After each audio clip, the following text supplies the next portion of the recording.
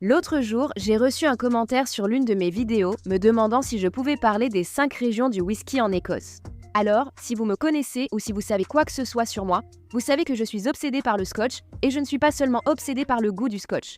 Je suis obsédée par l'histoire du scotch. J'adore la façon dont un drame peut être un véritable morceau d'histoire dans un verre.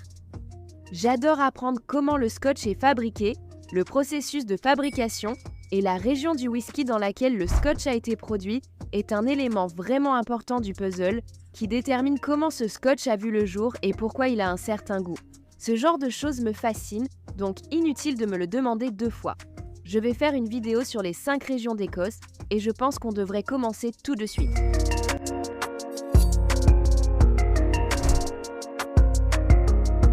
La première région dont je vais parler est la plus grande région de whisky et c'est bien sûr les Highlands. Je sais que je l'ai dit. Les régions du whisky ont des profils de saveurs distincts, mais les Highlands, comme c'est une si grande région, en fait, il n'y a pas un seul profil de saveur qui englobe vraiment tout. Et en fait, si vous divisez les Highlands en sous-régions plus précises, vous pouvez mieux comprendre pourquoi un whisky de là-bas aura ce goût-là. Donc, dans le nord des Highlands, les whiskies là-bas vont être très corsés, très doux et très riches. Si vous avez déjà goûté un whisky de Glenmorangie ou de Dalmore, vous savez exactement de quoi je parle. Comme je le dis, ils sont très corsés, vraiment des whiskies doux et onctueux, et cela représente très bien le nord. L'est a tendance à être un peu plus léger et fruité. Glendronach s'y trouve. C'est simplement moins corsé et plus léger que les distilleries du nord, et le sud est plus similaire à cela. Pensez à Aberfeldy. Aberfeldy est très léger et floral et ressemble davantage à ce style. L'ouest des Highlands a tendance à être un peu plus tourbé, parfois côtier. La distillerie Oban s'y trouve et cela englobe vraiment bien ce genre de saveur. Au XVIIIe et au XIXe siècle, la fiscalité a en fait joué un rôle assez important dans la création des différentes régions d'Écosse, en particulier les Highlands et les Lowlands. À l'origine, les Highlands subissaient une forte imposition du gouvernement et comme la région est très accidentée et montagneuse, il était assez difficile pour le gouvernement à cette époque de réellement contrôler cela et de réellement percevoir ses impôts.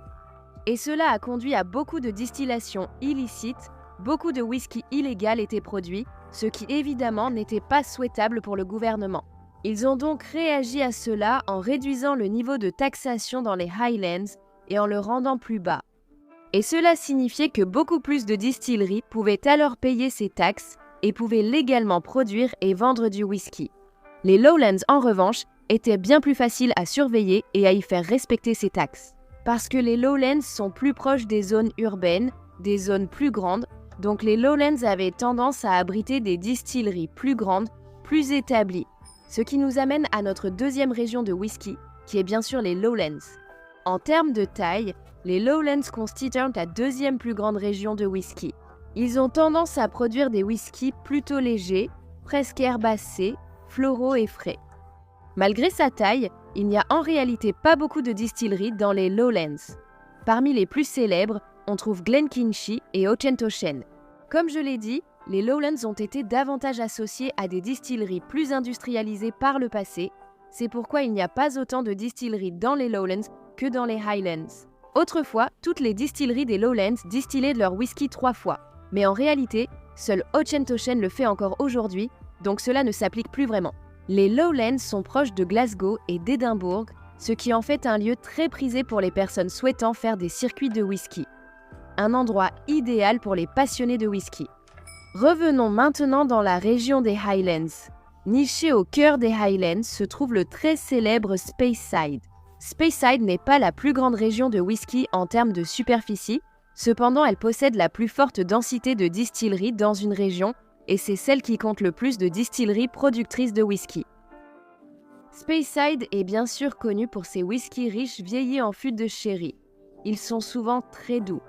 Ils ont souvent une saveur très caramélisée et présentent souvent une note épicée en fin de bouche. C'est ce style très typique du sherry. C'est l'une de mes régions préférées parce que certains de mes whiskies favoris viennent de la région de Speyside, mais comme je l'ai dit, la plupart des whiskies écossais viennent de Speyside, donc ce n'est pas particulièrement révélateur. Le Speyside est très important pour le tourisme du whisky et certaines distilleries notables sont Macallan, Abalawa et Glenfiddich. Parlons maintenant d'Islay. Islay est très importante dans l'histoire du whisky écossais. On pense que le whisky est arrivé en Écosse par Islay au XIIIe siècle, donc c'est l'un des premiers endroits à avoir réellement produit ou possédé du whisky. Et bien sûr, elle est connue pour ses saveurs particulièrement tourbées et fumées. À cause du climat sur Islay, il était historiquement très difficile pour l'île d'avoir assez d'arbres ou de charbon pour produire du combustible, alors que le reste de l'Écosse avait bien sûr une abondance d'arbres, de charbon, etc. Alors, qu'est-ce qu'Islay utilisait ? Ils avaient en abondance de la tourbe, donc la solution naturelle était évidente pour l'île. Ils utilisaient cette tourbe comme combustible. Bien sûr, Islay est synonyme de whisky tourbé, et c'est pourquoi Islay utilisait cette tourbe pour produire leur whisky et obtenir ce goût fumé. C'est de là que cela vient historiquement, ce que je trouve intéressant d'ailleurs. Bien sûr, Islay est aussi une île. Tout est entouré par la mer. Elle est entourée de paysages côtiers, donc elle est aussi connue pour ses saveurs salées, saumâtres et très maritimes. Bien sûr, il y a les distilleries très célèbres d'Islay. Pensez à Lefroy, Bermoor, Ardbeg, Bunnahabhain, toutes disent là, tous des whiskies fantastiques. Mais gardez à l'esprit que tous les whiskies produits sur Islay ne sont pas tourbés. Bunnahabhain propose d'excellents whiskies non tourbés. Campbeltown a une histoire fascinante. C'était autrefois l'une des régions de whisky les plus prospères. Il y avait 34 distilleries produisant beaucoup de whisky, mais l'amélioration des transports en Écosse a facilité les liens avec des distilleries concurrentes, entraînant la fermeture de certaines. L'industrie du whisky a également laissé beaucoup plus de place à la production de whisky en masse, plutôt qu'au whisky provenant de petites distilleries qui se trouvaient généralement à Campbeltown. Donc, au fil des années, elles ont décliné, et il n'en restait plus que 3, qui sont bien sûr Springbank, Glen Scotia et Glengarl, qui produit Kilcaran. Les whiskies de Campbeltown sont connus pour leurs notes salines maritimes et côtières. Même si les 3 distilleries dont je viens de parler produisent des whiskies assez différents, malgré leur proximité géographique. Heureusement, il y a des projets pour que d'autres distilleries reviennent à Campbeltown, notamment la distillerie Machrihanish et quelques autres. Celles-ci sont en construction et avec un peu de chance, Campbeltown recommencera à se développer avec bien d'autres distilleries à l'avenir. Je vous ai donc dit qu'il y avait une sorte de 6e région non officielle, à savoir les îles, et laissez-moi vous expliquer pourquoi. L'Association du whisky écossais ne considère pas les îles comme une région, mais comme partie des Highlands. Si vous souhaitez les inclure, les îles regroupent toutes les îles productrices de whisky, à l'exception d'Islay, car Islay est évidemment une île très particulière qui produit un type de whisky spécifique, alors que les autres îles représentent tout le reste. Donc Jura, Arran, Skye, Orcades-Mull sont les principales. Ces îles ont des profils de saveurs très différents dans leur whisky parce qu'elles sont assez éloignées les unes des autres. Ce sont évidemment de petites îles individuelles, donc il n'y a pas de profil de saveur qui les englobe toutes, mais elles ont tendance à proposer des whiskies un peu plus côtiers, un peu plus salés.